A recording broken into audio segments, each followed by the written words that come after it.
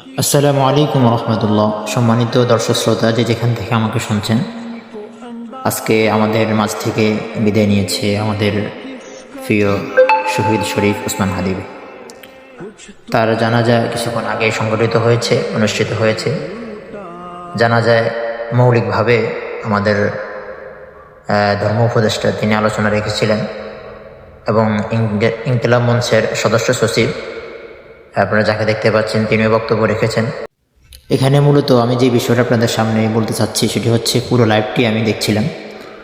তো সেক্ষেত্রে আমাদের ইনকিলাব মঞ্চের যিনি ছিলেন সদস্য সচিব, যিনি আমাদের প্রিয় ভাই শরীফ ওসমান হাদির পরিবারের পক্ষ থেকে কথা রেখেছিলেন, তার বক্তব্যের সারমর্ম এটাই ছিল যে আমরা আমাদের ভাইয়ের হত্যার বিচার চাই, এবং কি সবচেয়ে পরিতাপের বিষয় হচ্ছে যে আজকে 7 দিন পার হয়ে গেল, সরকারের পক্ষ থেকে এ পর্যন্ত কোনো বিবৃতি আসেনি।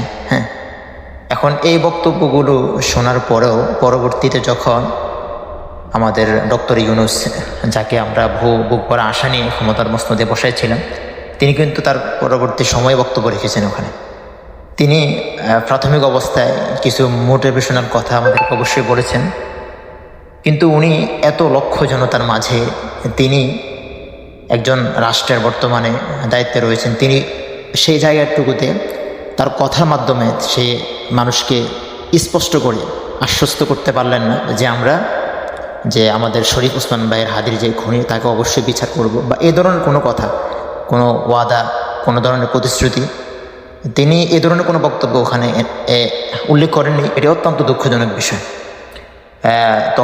যখন তিনি বক্তব্য দিচ্ছেন তখন পুরো মাঠ, কিন্তু যারা লাইভটি দেখছেন আপনারা দেখছেন, পুরো মাঠ জুড়ে কিন্তু মানুষ হইচই শুরু হয়ে গেছে। এখন এই বিষয়টা আমাকে অত্যন্ত বরাক্রান্ত হৃদয় এবং কি আমাদের কাছে ব্যথিত লেগেছে। তিনি এই এত শত লক্ষ মানুষের সামনে বিষয়টা পারতেন স্পষ্ট করতে, যে আমরা আমাদের জায়গা থেকে, আমাদের সরকারের জায়গা থেকে আমরা বিষয়টা যে কোনোভাবে, সে ওসমান হাদির যেই সর্বশেষ কথা ছিল যে আমার মৃত্যু হয়ে যায়, কিন্তু আমার খুনির বিচার আপনারা করবেন। তো এই বিষয়টা আপনাদের সামনে ওঠানোর জন্য মূলত আমি আমার এই সংক্ষিপ্ত যে ভিডিও রেকর্ডিং সেটা আপনাদের সামনে তুলে ধরলাম। সর্বশেষ যিনি আমাদের প্রিয় শরীফ ওসমান ভাইয়ের জানাজা ইমামতি করেছেন, তার শ্রদ্ধেয় বড় ভাই, তার বক্তব্য তিনি যখন দিচ্ছিলেন তখন পুরো মাঠ কিন্তু কান্নার রোল ভেঙে পড়েছিল।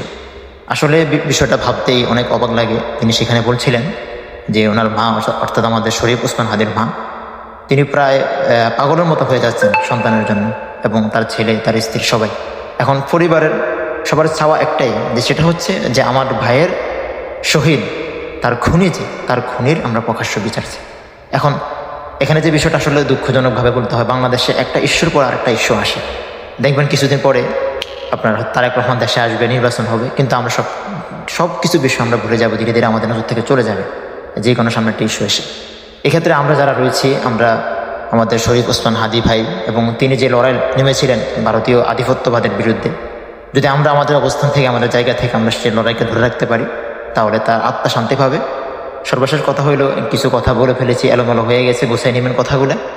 আমাদের কথা, আমাদের দাবি একটাই, যাতে কোনো ইস্যু আমাদের শরীফ ওসমান হাদির খুনির ধরা এবং শাস্তি আওতায় আনা, এই ইস্যুটাকে কোনোভাবে ধামাচাপা না দেয়, এই উদারত আহ্বান সবার মাঝে রেখে আমি বিদায় নিচ্ছি। পরবর্তীতে কোনো ভিডিওতে আপনাদের সাথে দেখা হবে, ইনশাআল্লাহ কথা হবে।